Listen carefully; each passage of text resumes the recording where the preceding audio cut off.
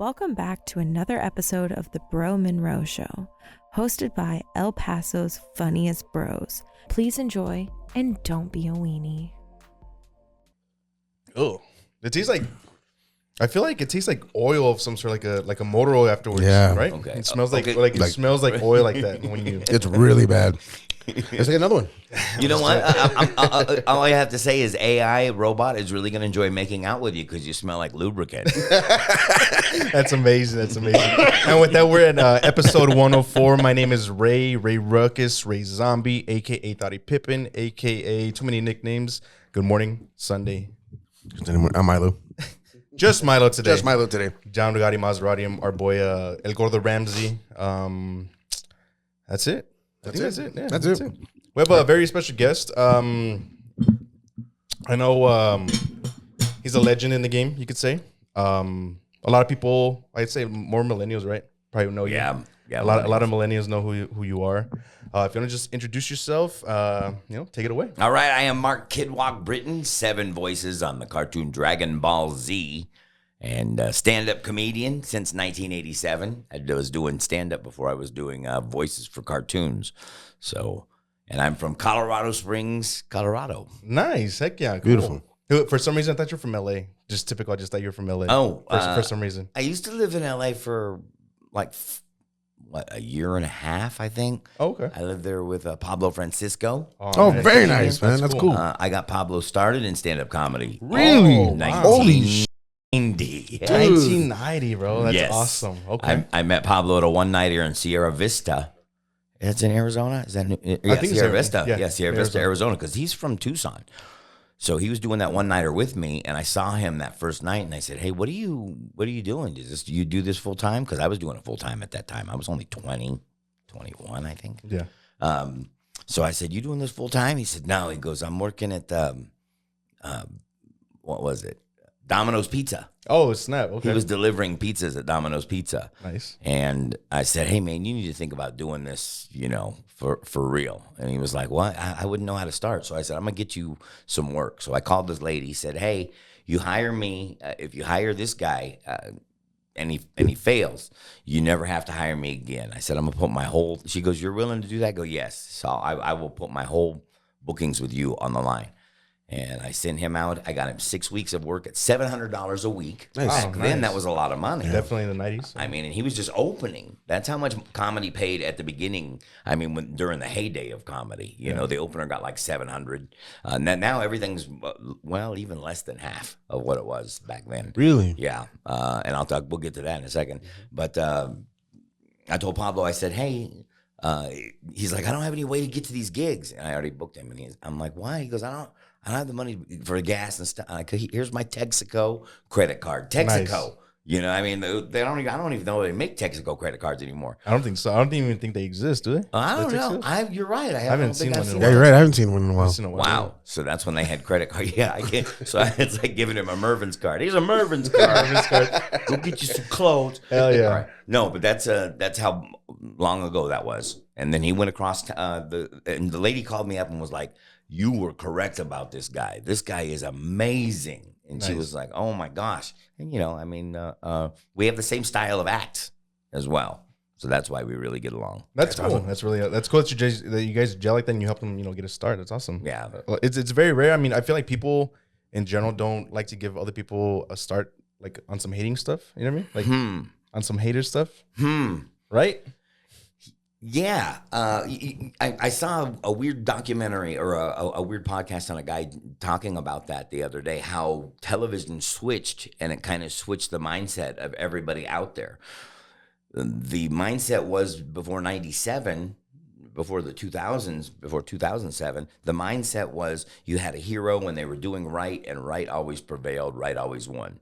And then they started coming out with reality shows, and all the reality shows, everybody started watching them, and that was win at any cost.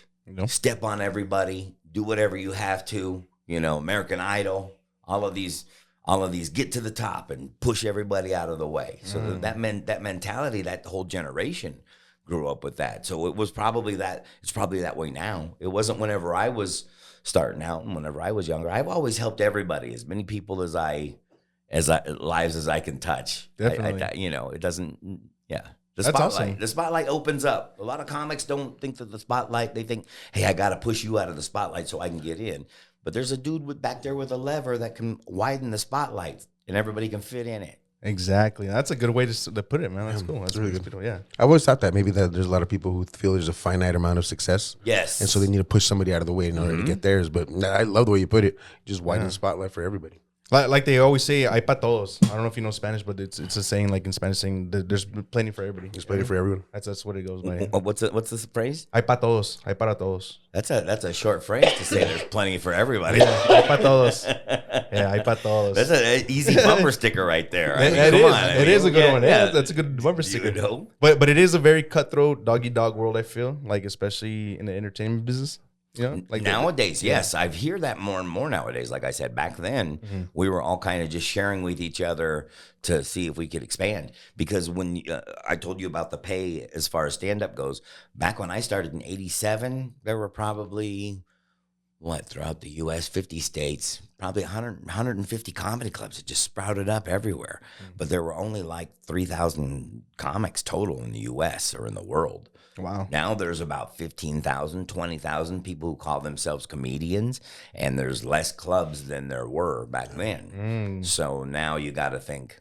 Yeah, for sure. That's why pay dropped. That's why club owners don't. They book. Yeah, it's horrible. Now clubs are only doing Fridays, Saturdays. Okay, Bart here in El Paso does Thursday through Sunday, which that's unheard of. There's no club that I know of in the U.S. right now doing that. Ever since COVID, they've all gone from Friday to Saturday. So back when I toured, it was Tuesday through Sunday. That's insane. You would have a full week. Oh, of wow. comedy. Yes. Oh, yeah, your Monday through Friday type almost. And then I could book Omaha, Nebraska, and then the next week I could book Des Moines because I only had one day off in between. Now that it's Fridays and Saturdays, I don't know how comics are doing it because now you have to be booked Friday, Saturday. Now you got to find somewhere to stay Sunday, Monday, Tuesday, Wednesday, Thursday, and then you could do another Friday, Saturday at another city. It doesn't work.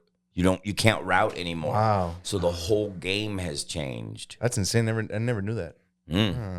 Wow, that's so cool. Yeah, so how would that work logistically? Like, Yeah. And I heard you was wanting to do some stand up. Oh snap! Did Punchy tell you that? Fucking Punchy, bro. Yeah. So yesterday I was with my girl at the 7:30 show yesterday. Shout out to KidWok over here for hooking us up. Yeah. So we go and I see Punchy and Anthony Austin Brown, who just taped his special a couple weeks ago. I saw them and I was like, I'm gonna go say what's up to them. So I go beeline to them.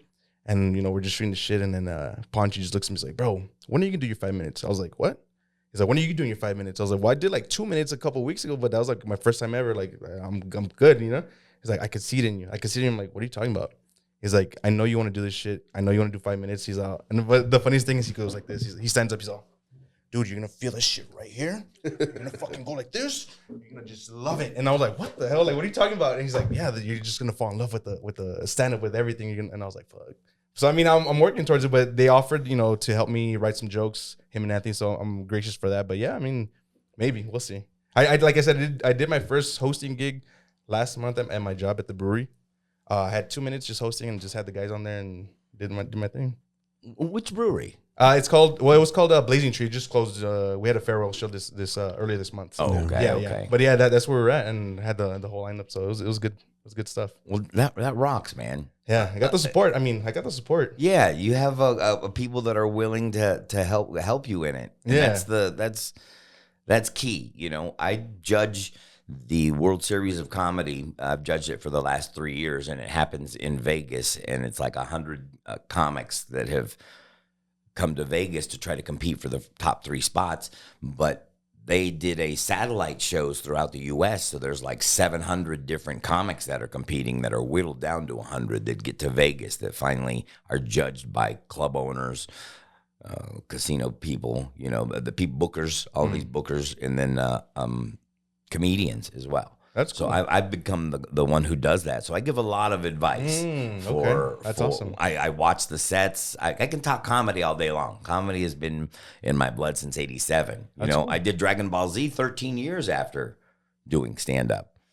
Wow. You know, so I was already a seasoned stand-up. I was headlining at the Improvs throughout the U.S. already, and then Dragon Ball Z audition came about, and it was just an open audition.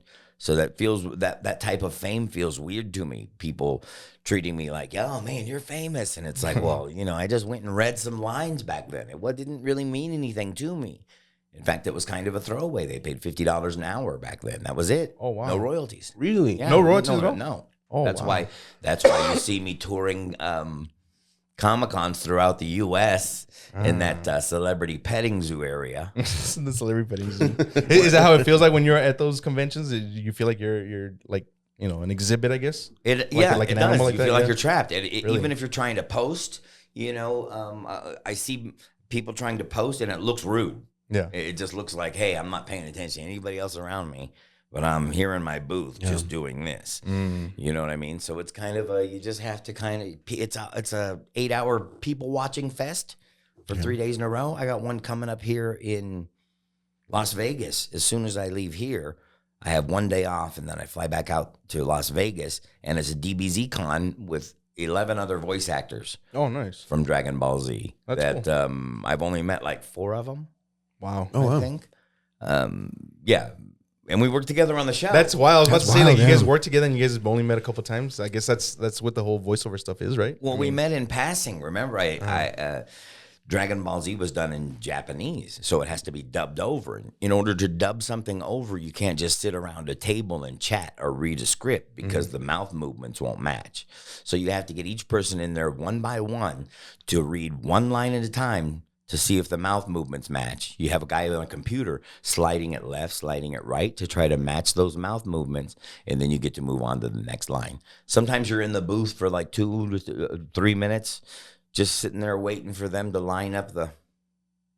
So when you're doing that, like they don't edit the cartoon stays as is, and you just have to like make Yes. sure. Oh, wow.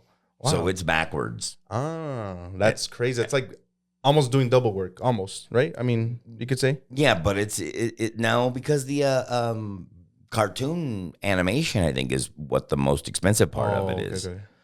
So, but this, like I said, The Simpsons, they just sit around the table and they do their dialogue all read at once. That is true.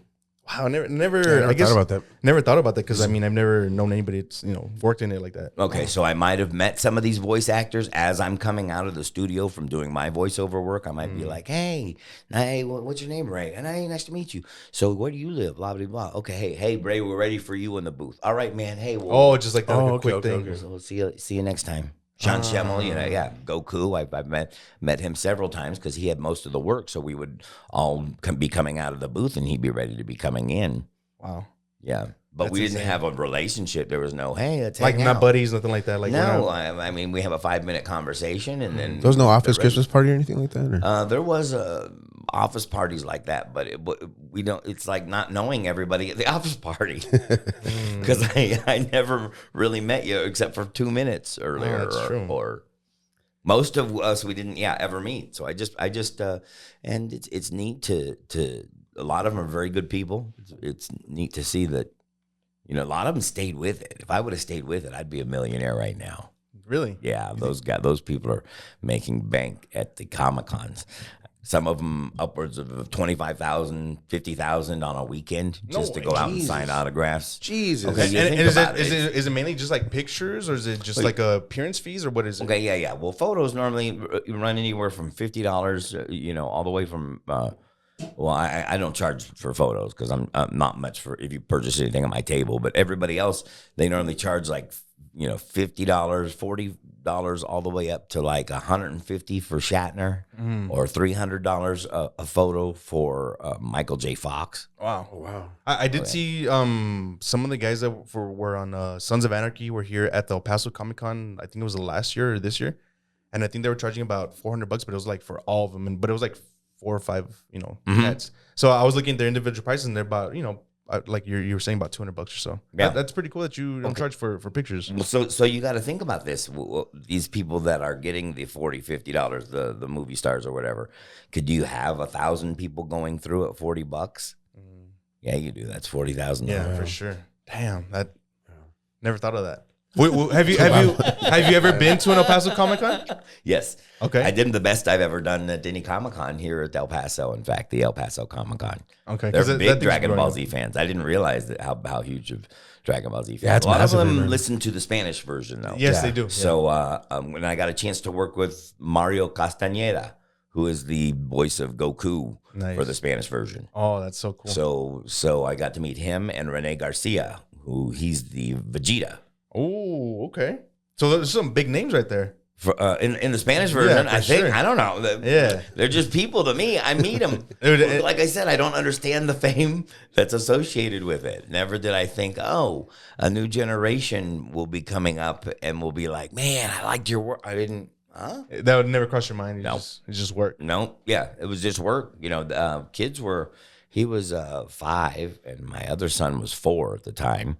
So they were not really into Dragon Ball Z as much. They were more into your regular standard cartoons. I think he liked Scooby Doo and Tom and Jerry. Okay. And you know, I like that. Simpsons, I was grew up maybe. on that too. Yeah, 'cause I didn't understand Dragon Ball Z when I would watch it. Even when we were dubbing it, I was looking at it going, huh? All right. Whatever. What's going on? This looks like Speed Racer. So how did That's exactly how did what it that come across? Like how? So you said you were doing stand up for about 13 years, and then it was an open audition. You saw it like where? It was an your ad. agent or Okay, have you seen what are the ones that they have here at the bars? Those newspaper magazines that show where everybody like the thrifty nickel? That's what they call them. The no, thrifty no, nickel. no, no, no, no. The one that shows where everybody's playing in town. What's Oh yeah, happening in town. what is it called? What's Up just- magazine or something? What's up, Yeah, magazine? What's up weekly? That's Yes, What's Up Weekly. What's up? Yeah. So at the back of those, usually they have all of the psychic stuff and they have a small little little ads, ad. yeah. Yeah, okay. It was one of those. Oh snap! What did it say? Do you remember? Like it just said No, voiceover actor because needed? a comedian who worked at the comedy club in Fort Worth said, "Hey, man, they're having an audition." In fact, the comedian that introduced me to Pablo Wow. who moved to Dallas, and he was the one who I know the connection's weird when you start when Small I just world. think about it. Yeah. He said, "Hey, they're having an audition for a cartoon." And I thought you might want to, since you do voices and stuff. And I was like, okay, cool, I'll go. Because I was going through a divorce at the time. So I was living with my parents. Okay. And I was going through a divorce. Just got kicked out of the house. And it was like, okay, so I'll just take whatever. So I went there and I said, hey, I don't know what you guys are looking for. I do stand-up and I do impressions. And they're like, "Oh, you do impressions?" It was Chris Sabat. He's got a deep voice. His voice is normally just like this. It sounds like he has a third testicle. You know what I mean? I mean, when you listen to him, and he's done over like 600 voices. He's the voice of Vegeta and Piccolo. How do you do 600 voices? That's insane. Well, his was a weird thing because I don't really think he was a voice guy to begin with. I think he just had that voice, and he had worked with them on the Chuck E. Cheese videos because Funimation was producing all of those, and then Funimation was helping produce all of the Barney videos. Little known fact: are you familiar with Dragon Ball Z? Are you? I wasn't. I was okay, gonna get into my story about that, but yeah, I'm not a big old fan. Okay, of cool. 'Cause I don't know anything and about that. you don't look like a Dragon Ball Z fan either. So I that's think what we're a little bit older for that. Okay, how old are you? Well, I'm 35. He's just, I'm 39. but it was kind of like weird. No. Because I'd have been 25 years ago. So you said you're 35? Yeah. Okay, so that you'd have been 10. Yeah, you would have been 10. Okay. I would have been But I'm 25 terrible years at ago. Yeah, What'd you say? 15. I'll explain my Dragon Ball connection right now. But yeah, Oh, okay. no, dude, keep going. My bad. Yeah, no. So he said, hey, go try out for that. And I went in and they said, you do voices? And I said, he was like, well, what impressions do you do? I said, I got a Samuel L. Jackson. He goes, well, let me hear that. And I said, I don't remember asking you a goddamn thing. Oh, you were saying? Describe what Marcellus Wallace looks like. You know what I mean? And he was like, that was pretty good. And I said, he goes, what else you got? I said, I have Ozzy Osbourne, you know, and so I do Ozzy's voice. And Sharon, who the fuck are these people? And then, I mean, we got a fucking desk kid. I don't even know what the fuck's going on. What happened? Hell yeah. So they were pretty impressed with that. They sent me home with a VHS tape of the voice actors from Canada, because what happened was Canada was paying royalties and they were having to pay union. And the show started in Canada. So Dragon Ball Z, the first 70 episodes were in Canada. Okay. And then they moved their studios to Texas because it's a right to work state. And they paid everybody $50 an hour, $35 an hour. Good Lord. What part of Texas do you know? Yeah. Do you remember? Yeah, Fort Worth. It's That was Fort Fort Worth Worth. area. It was in Fort Worth okay. originally. Now it's in Las Colinas. 95% of animes in the U.S. that are English dubbed are done in Texas. I had no idea. Yeah. That's right outside of Fort Worth, Dallas area. Wow, that's crazy. Insane. Yes, but I would say about 80% are of the ones that are 95%. 80% are probably done in Las Colinas, and then the other 20% is most likely done in Houston at Sentai Studios. So they have Crunchyroll and Sentai Studios. When I started out, Funimation had 2 studios, and it was in an office building and a bank building. So you'd go up to the 5th floor, and then you'd be like, "Hey, I'm here for my stuff. Oh, this is the promotions room, and this is the where we do okay, sorry. It's 2 doors down at the other office suite." So they were separate office suites. On 2 of the office suites were studios, and then the rest were like offices. So like you might enter in and they'd be like, "Oh no, these are the cubicles." And then you go to the next one and they're like, "No, here's where we store all the DVDs and this is the shipping." Okay, sorry. So, but now they have 18 studios. Oh, dang. Running from 9 a.m. to 9 p.m. Wow, that's great. But at the time, Christopher Sabat, the guy who just does 600 Voices, was the main guy that was working there. That was the talent coordinator and all of that. So whenever they didn't have anybody to do the voice, and we got to get this anime out, we need some, Chris, get in there and figure out a voice. So that's how he became a voice actor. And that's why he started doing 600 Voices, was because he was the one available. But it turned into such a lucrative career. I mean, 30 to 60,000 a weekend now signing autographs. That's wild. That's wild to think about. I never thought about that, how lucrative it is for the photos and the, and the autographs. Yeah. They didn't have that whenever we started out in Dragon Ball Z. There weren't people touring around doing Comic-Cons. Comic-Cons didn't exist. They did, but the San Diego Comic-Con, that was probably the only one. I was going to say San Diego was probably the only one. Yeah, but aside from that, there weren't many people that toured it. Now everybody's hip to it. I mean, every single star is trying to get on these now. Really? So now it's becoming like the comedy clubs.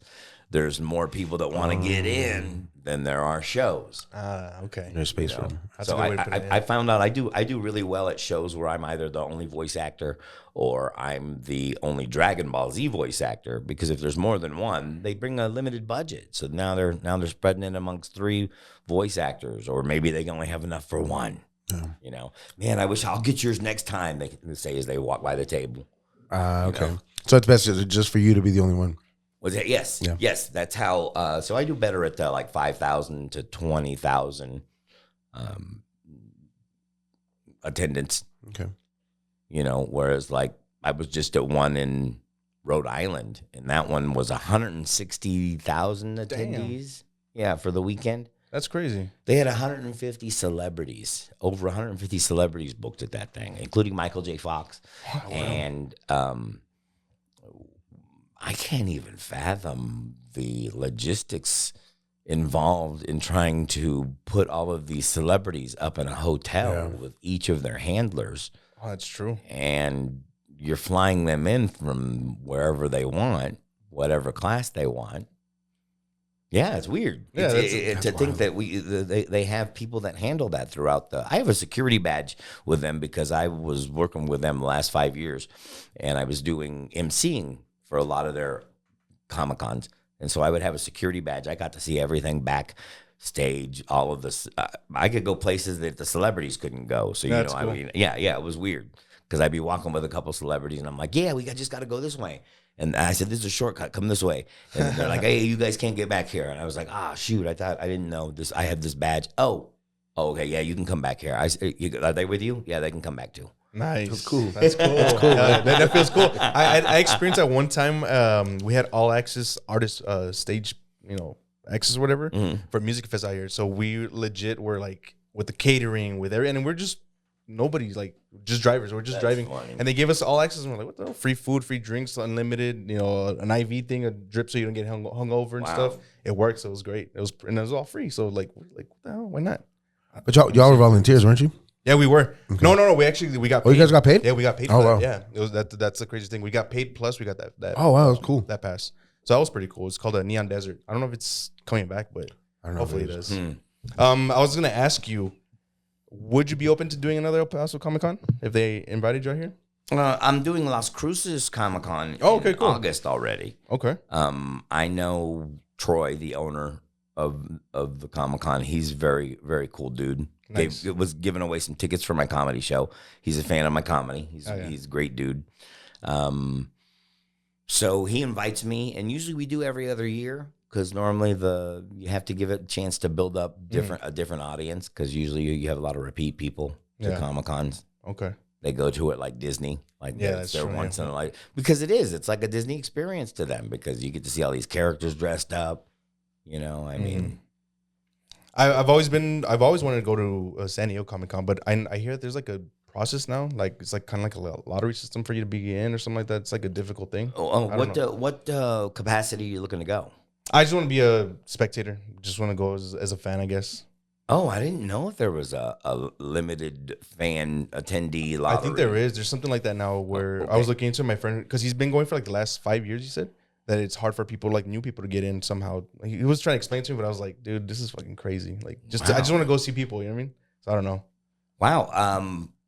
I know that they have over 250,000 people that attend that. Wow. And the process is different for them than it is for other Comic-Cons. A lot of the other Comic-Cons will have to guarantee the celebrities their pay. Mm-hmm. So, in other words, like take somebody for like Chris Sabat, for example. If he might say, hey, my guarantee is $25,000 for the weekend and hotel, airfare, food. So he gets there and he only makes 20 grand. Well, the con owes him $5,000. Oh, okay. So the con has to guarantee that he's going to leave there with 25 grand. So they just have to make up the difference. Oh, okay. And a lot of them know what guarantee they're going to make going in. All right. Well, San Diego has changed all of that. Now, if you're the artist, they're like, I'll offer you a free table because 250,000 people are going to be there. You got to pay your own airfare and your own hotel and your own. So maybe like the smaller ones, quote unquote, are the ones that be able to like hook you up a little bit more, right? Yeah. Yes, they do. Yeah, they do. That's cool. They really do. They're more appreciative too. The smaller towns. I mean, they're just so. It's like, wow, you're a star. It's like, oh, okay, that's fine. I'm fine with you. It feels weird to me. Like I said, still. Do you get recognized in the streets? No. Well, we're voice actors, so that's what I was asking because you're a voice actor. Like maybe those hardcore fans, maybe sometimes very rare. No, no. I've gotten recognized for my comedy. Oh, okay, that's good. Because I am. Which camera are we on right With there? This one right here. I do have my Kid Wok tattoo. Right Kid Wok. Dude, if you look in the mirror, it says cow dick. Yeah. Dude, Punchy was telling me about that yesterday about your intro. Back when you started with the intro, he was telling me about the whole thing with the Kid Wok. I was like, dude, there's no way. I was trying to get the song in here, but I couldn't get the song in there. He was telling me he had a whole song and everything. Dude, he has an El Paso song, bro. Really? Yeah. I do. He actually grew up by there, the street. Like he's near there. Oh, nice. Yeah. Dude. What's the street? Dyer. Oh yeah, I grew up in the Northeast. Yeah, yes. Awesome. It's a Creed parody. It's "Can you take me to Dyer?" The lyrics he was saying at the show last night were fucking because he has a bassist. No, he's just playing guitar. Oh, just Rue. Yeah, I have a guitarist that goes up at the end with me and always plays that song. We've been doing it the last 20 years. Every year I come here. And just because it was a song I wrote for El Paso, I can't perform that anywhere else. Yeah, definitely. I mean, if I did that, they'd be like, "What are you? What's Dyer?" That's cool. I like it's that. It's a good song, but I don't know where Dyer is. So we're special in Kid Wok's eyes. Yeah. Well, I recorded my first CD here. I recorded my first DVD here. Okay. Back when I in don't the know what 90s? 99. 98. I recorded my first CD. 2004, I recorded my first DVD here. So That's I awesome. don't know what my connection is here, but I've always had a connection. And then I'm good buddies with Buzz from KLAQ. Definitely. That's where I found the guitarist That's awesome. as well. So Cool. And technically, you did live in another. Well, maybe we'll cut this out, but El Paso County, right? That's where you're at too. What's that? In Colorado? In Colorado, yeah. See, that's crazy. El Paso County, Yeah, yeah. El Paso County. El Paso County. When they said that, I was like, that's weird. That's odd. When I heard the first time I heard that, I was like, "What the hell, Paso?" Like, well, I'm going from Paso to El Paso. Like, it tripped me out, but because we had some friends out there in Colorado Springs because of the military base. Oh, okay. So yeah, we were out there for a while. So it was pretty cool. You were military? No, I'm not. No, I'm not. My friends were. So we went to go visit them. So it's cool. It was a nice little drive out there. But I want to get back into the Dragon Ball thing. What's your connection with Dragon Ball? Like, do you remember the first time you ever hearing about it? Like, It was on Spanish TV. okay, And like I like what you said. I couldn't comprehend it. I'm like, what's going on? Right, there's a dude with a bunch of rays around him. Okay, oh, now his hair changed. Okay, cool, dope. All right, I'm gonna put on Arthur. and were you ever into like anime or cartoons, like anything like that? I don't know if it was just the style that has never attracted me to it because I can't. My son likes anime, Okay. and they watch a lot of it, but I don't know if that wasn't the cool thing. It was like dubstep or whatever during the time. I didn't. Maybe. It wasn't my thing, but Maybe. it's okay. People liked it, Yeah. right? So I remember I was probably like a 4th or 5th grader when I guess it was coming out. I'm just trying to see if Stretch is texting me on my bed. And I remember there was this little ice cream truck that would come through the neighborhood, right? And she would sell like everything, your chips, your ice cream, your drinks, your little snacks. And randomly she would have like trinkets, randomly. So I remember one time everybody, like all these kids like in the neighborhood were, hey, the cards, blah, blah, blah. And I was like, what's going on? You know what I mean? So I was always on a tight leash. My grandma never let me do anything. If I wasn't in front of the house, like I couldn't hang out with my friends, right? So I remember my friends like, hey, they're getting Dragon Ball cards. I was like, what cards? He's like, Dragon Ball. I was like, what's that? Next thing you know, everybody had those little scenes from the cartoon, right? And like little packs. I was like, what the hell is that? I was like, whatever. A couple days later, the lady comes back, playing the ice cream music or whatever. Boom, bunch of kids. I'm like, what the hell? So I wanted to go because I had a couple bucks in my pocket. My grandma didn't let me. So I saw my friend Ivan, and he was a bad boy, right? He was always getting into some shit. So he's like, hey, you want me to go get you some? I'll go. I was like, yeah, go for it. So I gave him my $2 or whatever.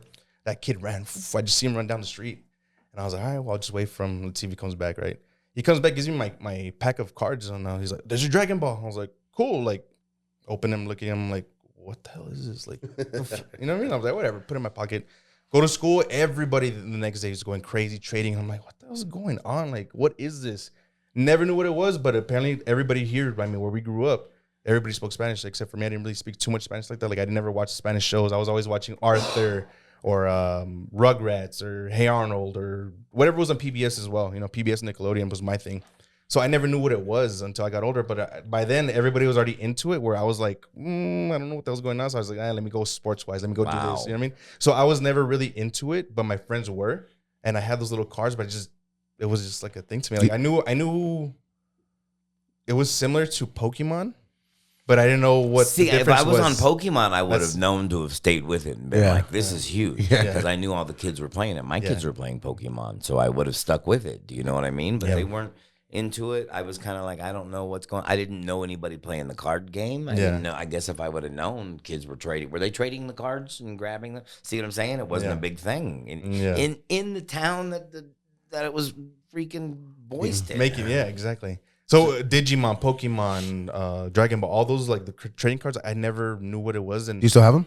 dude, I had this pencil box full of original Pokemons, and I had it in my room for the longest time. Oh, that's I remember the story. Yeah. And then one time, maybe about 10, 15 years ago, I tried selling them, and nobody was like giving me good value. And I was like, well, I don't know what's worth. Like, I don't know what's whatever.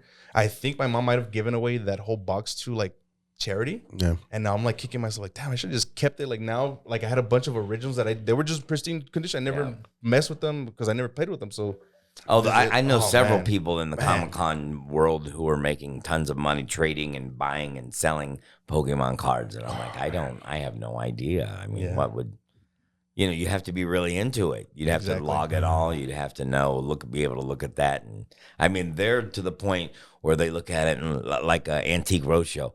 Oh, I like what you brought me. Oh, my gosh. Exactly. You realize there's not many of these. And this is a foil edition. I don't know if you guys know about this, but Yeah, that's exactly what it is. So now I kick myself thinking like, well, I should have just kept all those old cards, everything, just kept it. I mean, Well, I did the same thing with football cards Oh, when I was young. yeah. Football and baseball cards. I just gave the whole collection away because, after a while I didn't understand it. It wasn't really, I didn't have to collect them all. I didn't understand what I was even freaking collecting. Same here. I never understand that. Like why they accrue so much value over time. I don't understand that. either, man. That's crazy. I have a whole freaking binder that my dad gave me, just mix of basketball cards, baseball cards, and football cards. Don't give those Goodwill, bro.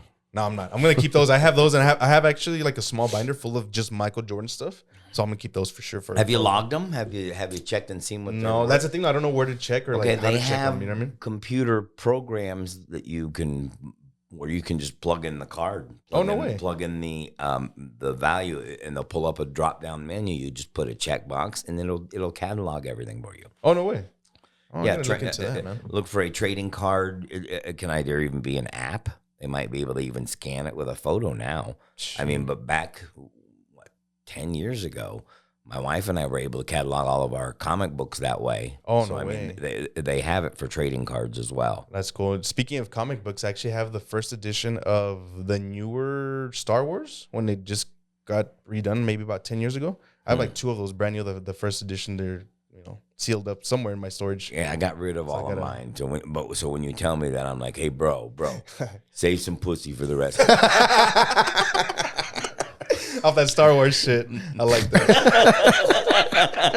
Did I do that bit last night? out there. I don't think I did. No, you didn't. No, you didn't. That's my That's latest awesome. kick. Is when anybody says or brags about anything nerdy, like, hey, bro. That number That's a good one. Pokemon with the I like that, I whoa, like that. bro. Hey, save some pussy for the rest of it. It just breaks them That's out of a that every time. That's And awesome. it used to be a phrase that people would use that I would say to guys that would come around with their shirts off, and I'd be like, oh man, dude's in more shape than me. So I'd be like, hey, bro, save some pussy for the rest of us. Let everybody know that, dude, just put your shirt on and be normal like the rest of us. You know what I mean? So, sure. But I flipped it around now. Nice, So, I like because that. at the Comic Cons, yeah, or anytime anybody's doing anything dorky and they think that, man, look how cool I am. I'm on my unicycle. Oh yeah, hey, bro, save some pussy for the rest of us. That's right? awesome. I love that. Lock up your girlfriends because this guy's out and about, man. Dude, I don't know who said something last night about I don't know if it was Cohen. Jeff Cohen, Cohen? Jeff, I don't know yeah, if yeah, it was somebody said something or Jibs. And I was like, hey, I yelled, I was like, hey, my girl's here, shut the fuck up, like chill, like she's about to jump on you too, like we're just making a joke, but yeah. So you're heckling. No, I wasn't heckling. Okay. There was a chola heckler, man. She wouldn't shut up. She was kind of Those are the annoying, worst. She was annoying, bro, but whatever. Jibs. I like when you call them on the Jibs. Gibbs. It's It's Gibbs. spelled Gibbs.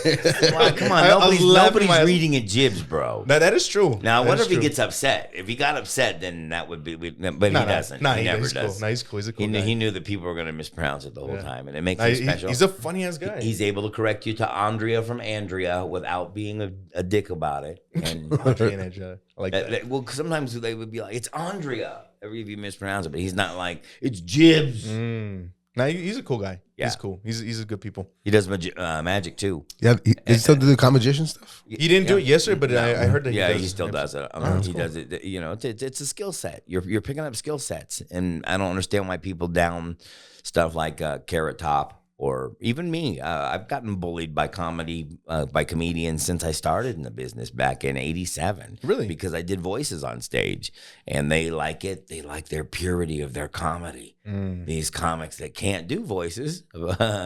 Ironically, right, Yeah. are the ones that are telling me that that's not. So I kept going that direction. I was like, oh, They're trying to discredit it by making it seem like a gimmick or something. yes. Then I'm doing flashy. Here's flashy car keys. You guys look. Yeah, the comedian was up here. Look, I got shiny things. Okay. Check it out. They drove all of the comedians that do prop comedy out of the business. Really? I mean, think about it. When's the last time you Yeah, seen? I haven't seen. Oh, it. yeah, you're There's right. none. There's none really. They heckled Carrot Top to death, where everybody's so scared of being called Carrot Top. That's what you're scared of. You have the potential to make hundreds of thousands of dollars touring doing that. There's got to be another person out there doing prop shows like that could make $1 million, like Carrot Top, just touring the U.S. That is a genre of comedy that they killed. Yeah. I was gonna say something about that. They killed like the whole hypnosis thing. Like that used to be a thing back when I was growing up. When I would go to comedy shows, like somebody's gonna do hypnotism or whatever on stage, and people would volunteer. And now I don't see anything like that. There are Like, not as many of those. I just realized that now that you bring that up. Wow. As well. So I mean, if you want to go into any of those instead of comedy, look, man, right there. So I mean, Never know. You know, my boy Milo over, he's really good with voiceovers. He does a bunch of different voices and little voices that our boss trips out on. Like who was the one that we were just like tripping out on recently, bro? I can't even remember. But he loves when you do your little goat, when you do your sheep, or what is it? Oh, that yeah, that just different things, and we mimic people. Like we'll imitate them, and it's like spot on with this guy. Like it's fucking insane. Like, but it's hard for me to do like celebrities. I can only do people I know. Yeah. That's well, hey, that's still those are original voices. If you go into VA work, because you can say, yeah, you're absolutely right. I never even thought of that. You're absolutely right. There you go. That is true. Hey, bro, I stole your voice. Sorry. right. But if you want to watch it, go look at that. Go. Here's a link, bro. I'll be signing autographs at a Comic-Con because I did your voice, bro. That's crazy. So if you want to come sit next to me and say, this is who I was doing. So how did you giving you my 60,000? That's true, right? Yeah, okay. Hey, royalty free, baby. Right. How did you get your start with, like? How did you know you wanted to do voices and stuff like that? Like, how did you get your start that with was voiceover? That was just an open audition. I haven't done it since. It's not. It hasn't. There's no dopamine hits involved with me doing that. Otherwise, I'd move back. Yeah, but like as a kid though, did you mimic people? Did you mess around with teachers? Yes. That was what I did. The first one I did, I think, was Mork and Mindy. So Robin Williams. Oh, okay, cool. From Nice. Mork and Mindy when I was like in 3rd grade. It helped me get in, and along with the kids, I used to make all the kids around me laugh, and that kind of got me in as a new kid at school, different school every 3 years. Okay. I think because my dad was in the military, so that was just the thing. Okay, cool. Were you ever like the troublemaker growing up? Nothing like that. No, I'm straight A student. Okay. Usually board in school. Placed out of a lot of math and stuff. Went to University of Texas for 2.5 years, then dropped out and went to stand up. I wanted to do that. I was majoring in radio, television, and film editing, and I'm like, I feel better in front of the camera, and I'm gonna go do it how I want to do it. I'll find a way to make it work. That's great that you did that. I mean, a lot of people, follow their dreams that way. As far as that goes. Yeah, and when I look back on it, it was fucking crazy. Because I'm like, what was I thinking, man? All those lonely nights. But now I have the skill set, and I don't have to tour like the other comics do. I have the ability to work 1 or 2 weeks here and there, and then film something at those clubs, put it together, and already have an hour of material that I could pitch to, or that I could sell to Amazon Prime or to Peacock or one of those. That's cool. So I mean, I already have the skill set and the ability. I'm very thankful that I already have that. Otherwise, I'd have to try to tour like these up and coming comedians. I'd have to do Fridays, Saturdays, and trying to figure out the next. I get you. That's cool. Who were your, I guess, your comedic inspirations? Eddie Murphy. Eddie Murphy was my main one. Eddie Murphy, Howie Mandel, and Bobcat Goldthwait. Bob who? Bobcat. Hi, thank you very much. Where you from? What do you do for a living? You're Bobcat Goldthwait. Wow, dude. Sounds just like him. That's crazy. So you want to get into why they inspired you? Those 3 people. Eddie Murphy was because I was going to Christian school at the time, and my parents wouldn't let me listen to Eddie Murphy, so I would stay up, and we had Showtime. I would turn the TV very low, turn the cable on, and just be in there watching it, and I'd watch it over and over and be like, I'd like to do that. Heck yeah. I thought I could do that. I don't know why. That's weird that you could just look at somebody who's doing it professionally and go, I could do that at that age 15. Hey, right? if you know, you know. And then, man, once I did it, I got the bug. I'm telling you, at 17, I don't know why I'm addicted to making people, strange people, I don't even know, laugh. Why am I addicted to that frequency of laughter Why is it such a dopamine hit that in LA I would go do 5 open mics in one night? I would get done doing one set over at the LA Improv, and then you'd head over across the way to Orange County, and you go do another 3 minute. That's insane. I'm driving across the 30 minutes to do 3 minutes at 5 different places throughout LA. You know, It's a grind, man. You know, but it was not a grind. It was a man. I got just Yeah. let me get another next one. this? Wow. So that's the addiction. So once you hit that where you're just like, wow, that felt good.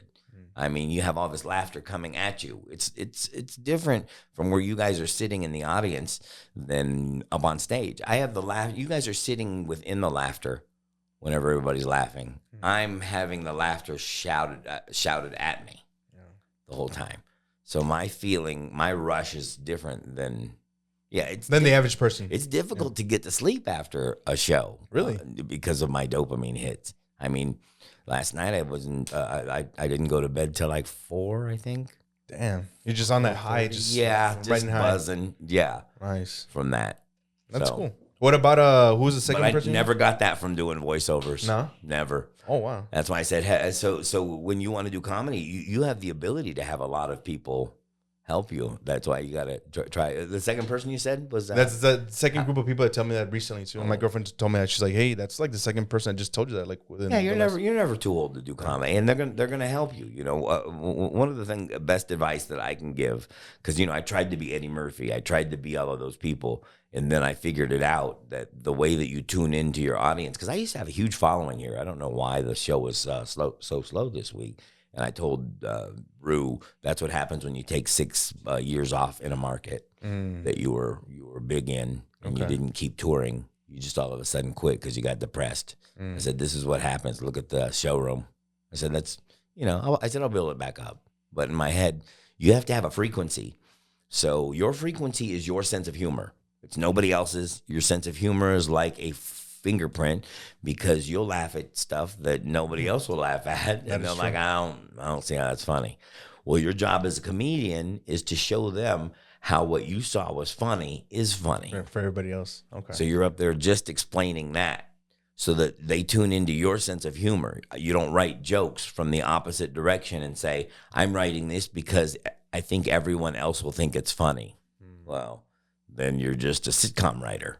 Or you're a different type of writer. A comedian will write, a true comedian will write for themselves that nobody else can perform, because only I know those feelings and the way that goes. Definitely. So that's me explaining my sense of humor. Then those people tune in and they're like, man, I'm a big fan. I've seen you say, I've had people this week that were like, man, I've been here since 2004 when you recorded your DVD at the other, and I'm like, wow, you know what I mean? So I mean, these people remember my act. Those are the people really tuned into my frequency. Okay, and that's how you gain fans. You get these other comedians who are writing just generically across the board, who are doing stuff about, what's inside the chicken nuggets, man? I mean, why are you eating chicken nuggets? Well, anybody can say that. Yeah. Or, we don't do that because Latinos don't do that. White people do this. Latinos do this. Anybody can do that. All right. So the key to it is to whatever you have, show them why you think it's funny. Like even my voices, I show them why I think it's funny if I do that voice. And, if I'm doing Trump, if I show them why it's funny, I show them how I do it. It's kind of like I'm doing one of those, how do you say it? One of those Penn and Teller shows where you're like, look, here's the voice, and here's where the voice comes from. Nice. That's so crazy. You can just flip it like that. Like you just jump into it. That's so crazy. Man. I love that. The little hand movement. Yeah, the hand movement. I got a picture of Trump's little hands. Right. Coming out of an Asian dude's face. Looks a little odd. I don't remember having beads on my chin. I might have had them. Some say it's true. It's true. Some say I have beads on my chin. Oh, man, that's awesome. It's true. It's been said. I don't know if it's true. I have them. All right, so that's great. That's great. Before we leave, we're not leaving yet, but just before we leave, can He you has to go say down? that. Sorry. No. Can you do like the voices and the 7 characters you do from Dragon Ball, just so people know who the characters are?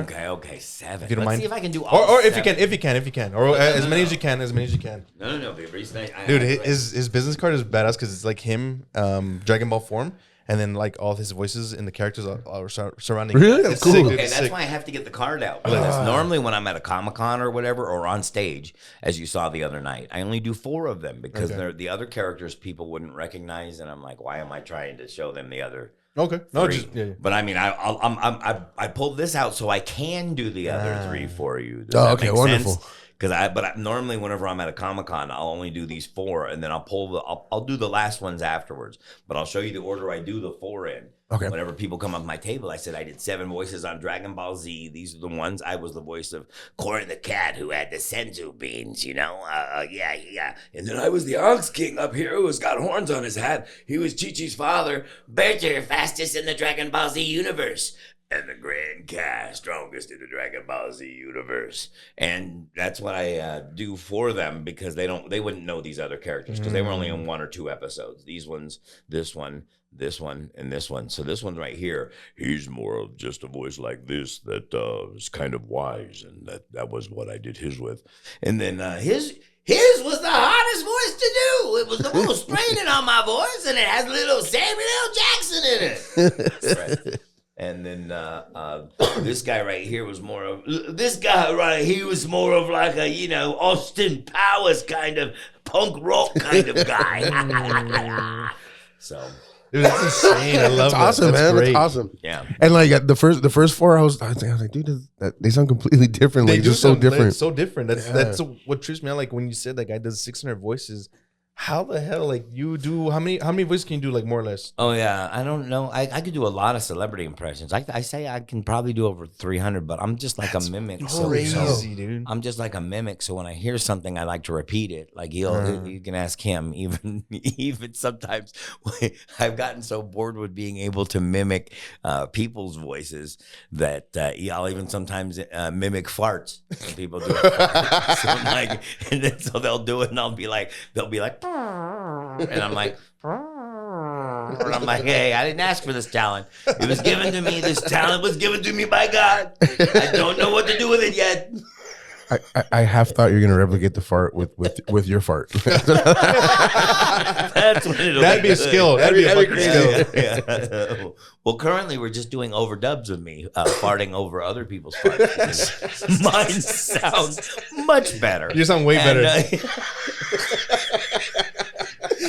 We just mute theirs and we pull my butt up to the mic. It's not a very good smelling mic. Hey, you don't want to be in front of that mic. That's not the mic for that. It's not the speaking mic. That's amazing. I'm having like a visual of fucking Donald Trump's ass in front of a microphone. But he's doing the Ace Ventura fucking. All of a sudden his butt cheeks like, can I ask you a few questions? That's terrible. Or he's doing it in front The wiener of it. stroking shit. And then I'm overdubbing the fart. Yeah. That's amazing. In the That's mic. insane. All That's right. insane. Uh, I have a personal question for you. Yeah. With the beads, Yeah. how often do you change them out? How hard is it to put it in I beads? just put them in right before we came here. It's No only, shit. about 2 minutes for me to put them oh, in. nice. What? You just string them over some dental floss, put a loop at the end, and just pull it through. Oh. And then a rubber band it at the end. So nice. it's like your chin hair is this long, like your Yeah. beard is oh, cool. Yeah, but whenever this is out, all the hairs are all, so this just keeps them all bunched in. In fact, my That's wife has cool. to remind me, hey, when I go out to put them up sometimes in hair ties so that they're all just not, because these hairs they'll behave. Like after I pull this out, they'll stay straight, but then you'll start getting stragglers throughout. Oh, for sure. And then some getting your food, and I'm like, Yeah. just rather not have it in the food and looking weird. So, but I've been doing it since 2003. And like I said, I had 2 or 3 to start out with. And now I go looking back at the videos and like, why did I stick with that? I'm glad I stuck with it. But wow, it looked really weird with 3 of them. It's a cool, unique look. I like that. Yeah. It's very For different. I like for that. me, that's why it's a signature kind of look. And it goes with you too, because like it just didn't click until you brought it up right now. I was like, oh yeah, that's right. His beard has beads in it.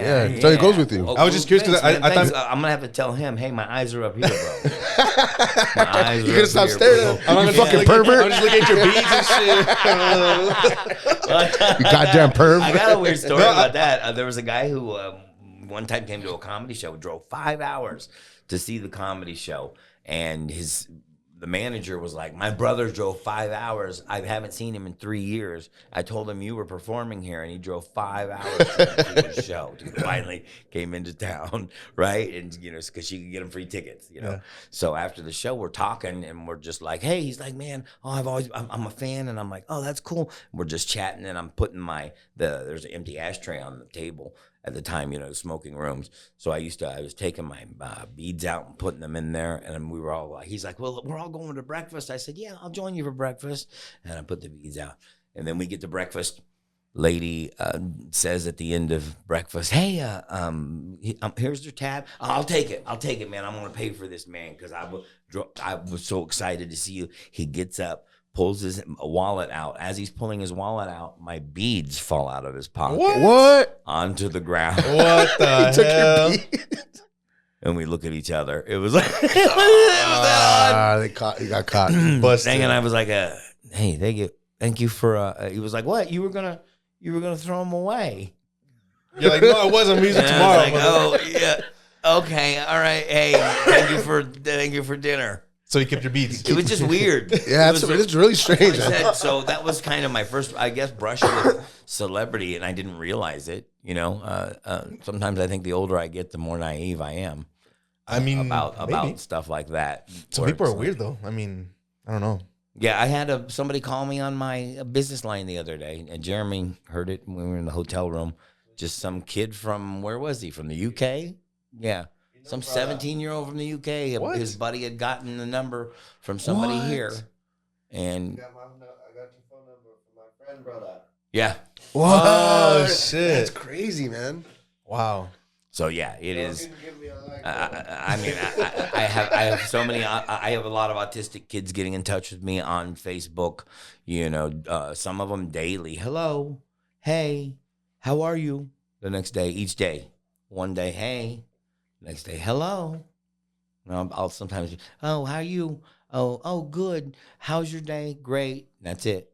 Never, nothing else. That sounds like my DMs to girls. That's how he hits on That's how I girls. DM girls. That's how he hits on girls. That's how I hit on Same way. girls, Hey, how are you? Hope you have a great day. Which is better than Jeff Cohen's way, which is way. Dude, Jeff Cohen's fucking insane, bro. He's fucking hilarious. He bro. is hilarious. You got to see him. I brought him down with me from Colorado Springs. I met him at the World Series of Comedy. Oh, no way. He was one of the comics that made it to the top 100, and then he made it to the top 20, I think he did, or top 10.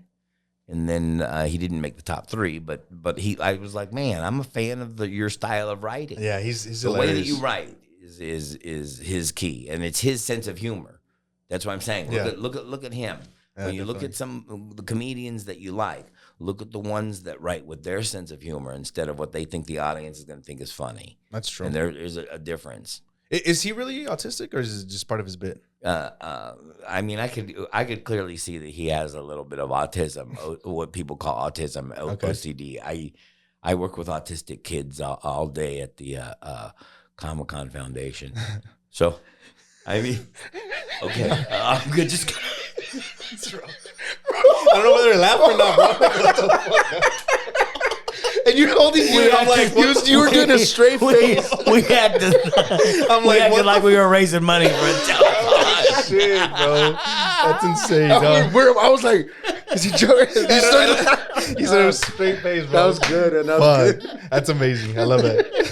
As soon as their comic comes on, it's like, oh fuck, Bro, but I will say, Jeff Cohen, he's hilarious, man. He's got like a little dark humor that we would like, bro. Like Yeah. we saw him, or they showed up at Phoenix made an appearance at the shout out to Scenics. Sweet, man. Let me get into Friday real quick. Friday Scenics, shout out to Yesenia, shout out to Josh Ryan for hosting, shout out to Jeremy Stretch, Otis Hicks, Anthony Nelson Brown, who else was there? Gus Buzz was there, Christina Cobra, Paul was there, Javi, Jonathan Guzman, he got down. Dude, Everybody was there, a huh? killer lineup, dude, and then Mr. Walk himself showed up. Jeff showed up. Who else showed up? Was it just you two, or I feel like there was a third person? Me and Jeff Cohen and Jibs. Jibs showed up. Yeah, that's that's third cool, one. man. Jibs, bro. They all showed up, did a little set, did their thing, and then we were just mingling, bro. Like we're just saying our farewells to Scenics. Amazing food. Today's their last brunch, but yeah, they're gonna be open till the 31st. Shout out to Yesenia. Like I said, Josh, they got down. It was just a plethora of local comics. This cat from Las Cruces, I think his name is Jose Hernandez. I'm not too sure. Killer, bro. Like he was insanely funny. I want to reach out to him, have him on here. Farewell to the Craft and Social one as well. That one was another show that night on Friday. But it was just great. I mean, the vibes. People were doing karaoke afterwards. That's awesome, man. I mean, you saw the videos. Yeah, I saw the video. That's all I could do because I was sick in bed, lying down, just like miserable. No, but it was great. I mean, for you guys to even show up, how did you guys hear about the closing of it, or you just kind of like? Last time I was in town, we went to Scenics. Okay, cool. And I have a buddy with me who went and did the open mic there. He really liked it, and I think I did. I did time there too. So I mean, I don't mind. I enjoy going up on smaller open mic things for some reason. How does that make you feel? Yeah, how does that make you feel? Like I started out, like where you at now? Like, do you feel like more love from a smaller crowd, or like usually? More intimate crowds. I just enjoy it more intimate as far as in a I don't know how I would.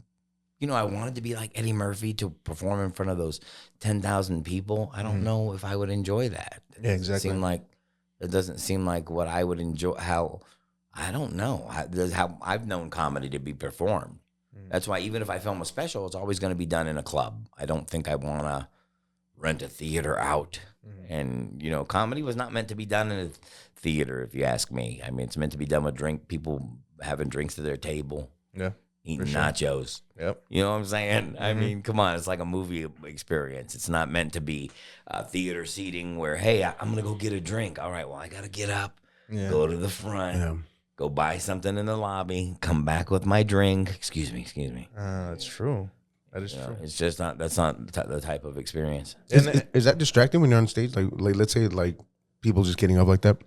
As far as in a theater, I would think that it would be because, I mean, you have to just get used to looking past that because when you're performing in a theater, you can't talk to anybody.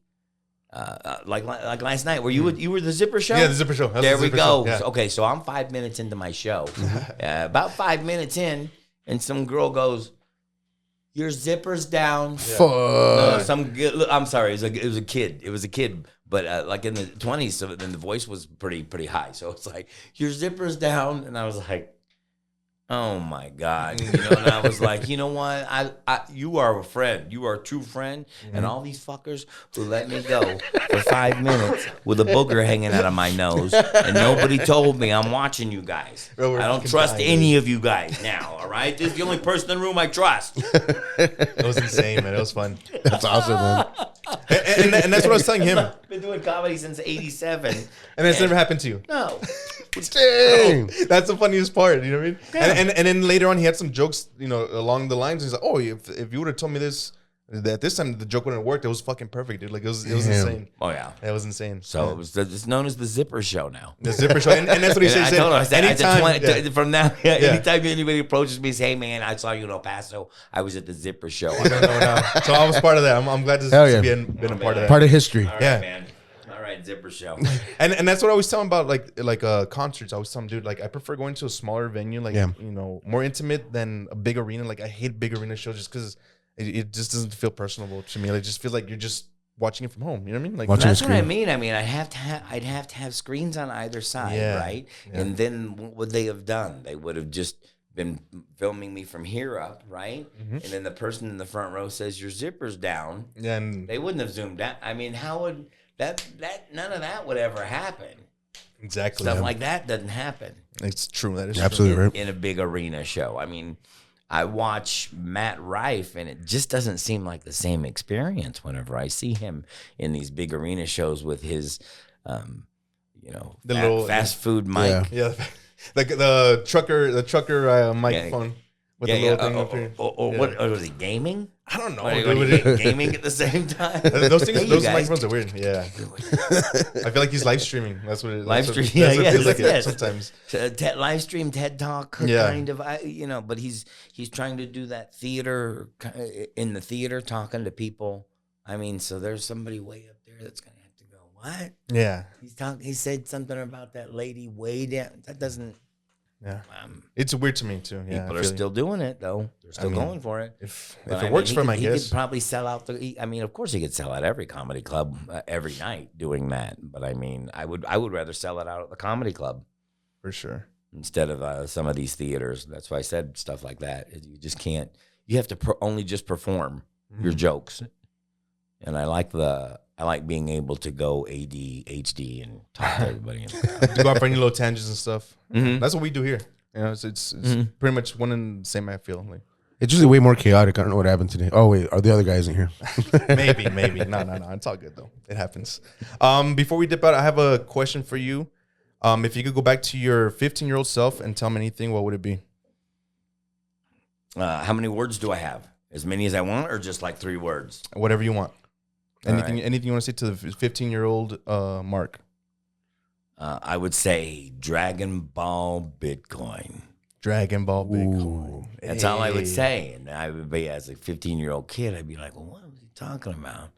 And later on, I'd be looking out and going, wait a minute. I just did voices for Dragon Ball. I might as well stay with this. Okay, And that's then cool. Bitcoin, I found out about it in 2011. Yeah. And I was not smart enough to buy $100 worth. That would have been worth right now 1.5 million. They say That's insane, right? Yeah. $100 worth of you to just bought in 2011. And he could have just held that. But I mean, who would have known? I would've But I known. mean, if I would have known that, then at 2011, my 15-year-old self would have said, "Hey, Bitcoin." Yeah, exactly. Yeah. Well, Oh, I remember 2 things. Dragon Ball and Bitcoin. Ball. Yes. That's Then I coulda smart. said, That's smart as hell. I'd have bought this. Because Yeah. normally online they say, hey, in 3 words, what would you tell your younger self? And I'm like, Yeah. okay, Dragon Ball Bitcoin. What? That's smart. That's smart as Dragon hell. Ball. I fuck with that. So do you remember back in the day when that dude ordered like Papa John's or Domino's with Bitcoin? He paid like 10 Bitcoin for it. Oh, yeah. And it's going down as technically like one of the most expensive transactions ever. I mean, What if you was compute the it now, one if that you compute it now. I think that they gave Joe Rogan like a drive with like 1,000 Bitcoins on it back in 2011 or 2009 when he started his. Maybe I can ask how many Bitcoins are given to Joe Rogan. What? I never heard about that one. That's Okay. crazy. That's wild. And he lost the drive. Oh my god. goodness. He just set it aside. It was like, yeah, guys, thanks, whatever. I don't know if I could live with myself. Like I that really dude don't that know. there's this dude that has I think a few coins on there worth millions and Yeah, he has- millions. he has like I don't know if it's hundreds of billions, millions, yeah. no? Hundreds of Hundreds of millions, and he has like one password left. Try left. If he doesn't, it's gonna be pretty After I heard that story, I was like, dude, I'm gonna getting my key tattooed on my body, man, somewhere like nobody Yeah. can see it, like so I never lose my key. yeah. Because You once know, you lose your it, you're key, done. they say, as far as you don't own the Bitcoin unless you have it on one of the hard cold wallets that you hold in your hand, that you can plug into your computer or whatever. Then they give you a 24-word phrase, and that Yeah. phrase has to be written down. You're not supposed to type it anywhere. You're not supposed to engrave it anywhere. You're not supposed to do anything with it but write it down and have that copy. That's the only way that you're supposed to have it. You're not supposed to put it in a security deposit box. I'm like, What the hell? So many rules. How do they know? How would they know? Because if I get that piece of paper, if I get those 24 words, I can open your wallet and spend all of your money. Yeah. That's it. Yeah. But I mean, so if that's online on Google Drive, Google Drive got hacked, you guys. Oh, that makes Hey, sense. okay. I wonder what these 24 words are. Yeah. Hey, what has 24 words? That's why I'd say I put it right here on my leg. It's got to be a seed. Yes. Exactly. Hey, that's not a bad idea. Not a bad idea at all. Okay. It said, Joe, okay, the amount received. No, the time received the Bitcoins. Yes.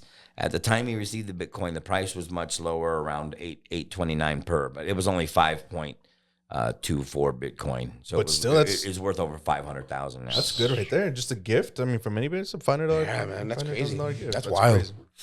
Did you want to say anything else before we dip out? Anything off your chest? No, I did have a question for you. What's your top favorite venue to perform at In the US? In the US. In the U.S., this would be one of them. Bart Really? has always run a great room. He's been open, 38 years I believe so. This year.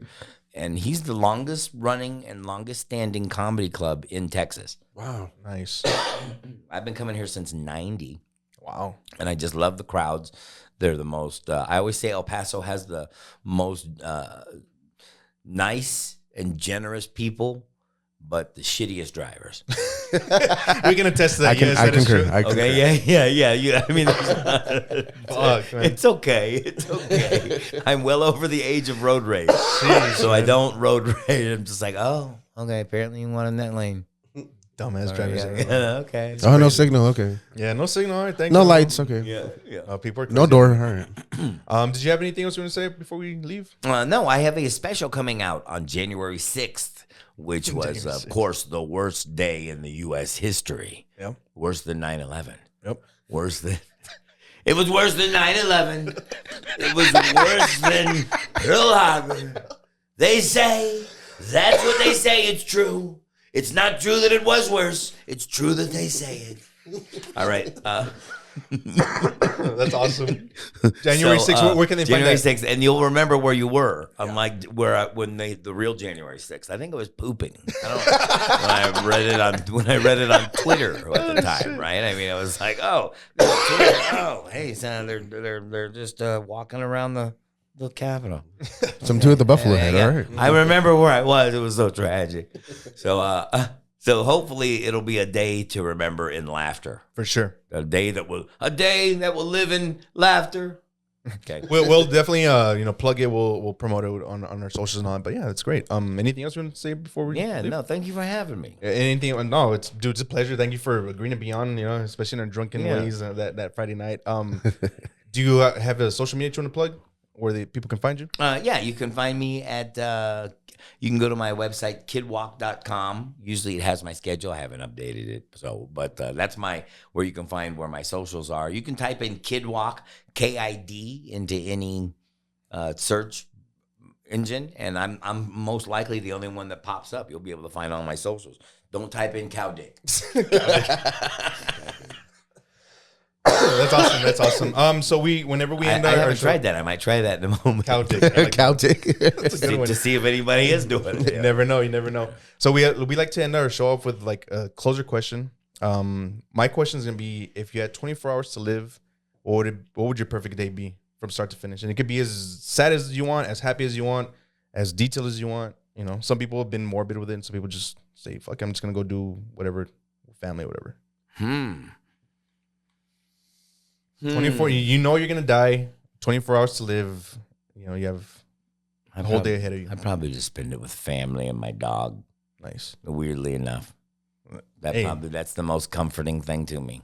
What kind of dog do you have? When I'm around family? We've got a dog at a Comic-Con that was a mix between. Have you seen those hairless crested Chinese dogs? The ones that don't have any hair, that have like a tuft coming out of their head. Oh, yes. I've seen those, yeah. Well, they have another version of them that has, and they call them hairless because their fur is not really fur; it's actually hair. Oh wow. So it doesn't. I mean, when you pet it, it feels like hair. It doesn't.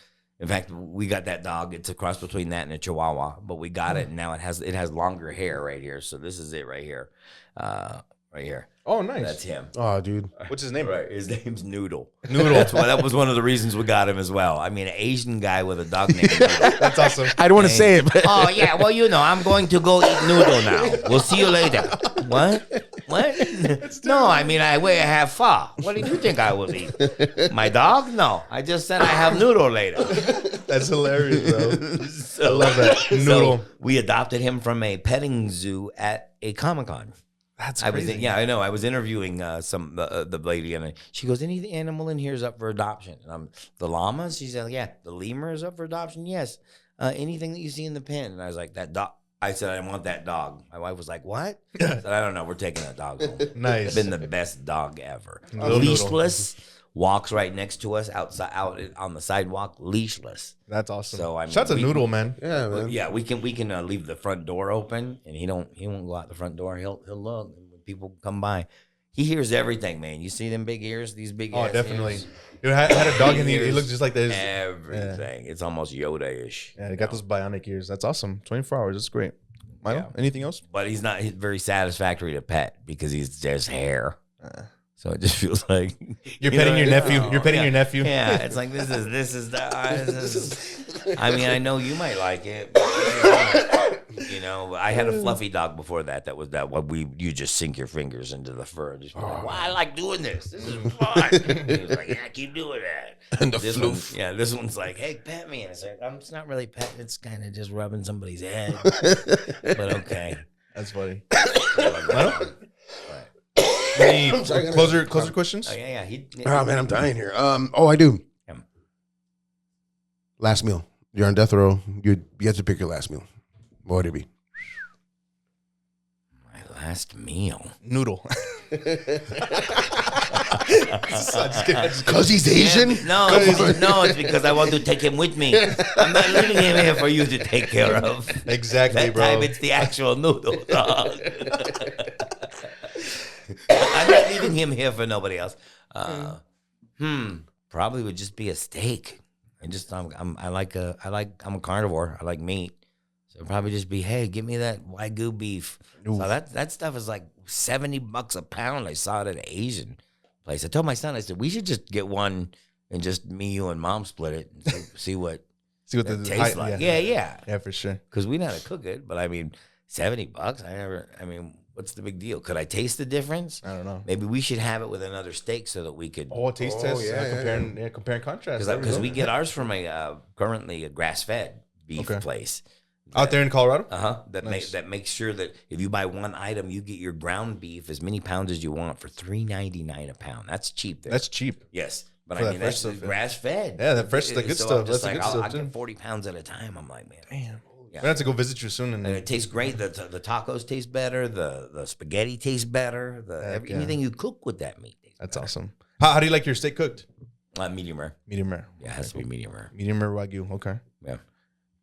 Socials? Anything you want to plug before you dip? It's Socials, your sisters? my sister's page. It's 915 Vintage Bitch. Please check it out. She has great stuff. She has body butters, lotions, fucking rose water, a bunch of stuff. Check it out. Nice. Yeah, follow us. Follow me, Ray.Ruckus. Follow the show, Monroe.show. Make sure you guys tune on YouTube, which, like I said, we're still trying to convert everybody from Apple and Spotify over to YouTube just because it's the first, year was all audio, but we're over on video now. We're gonna be doing some exclusive stuff on video on YouTube, so make sure you guys keep that out. Anything else you want to say? All right. No, that's it. All right. We'll see you on January 6th See you on January 6th. Peace. Deuces. for the comedy insurrection. Yes, sir.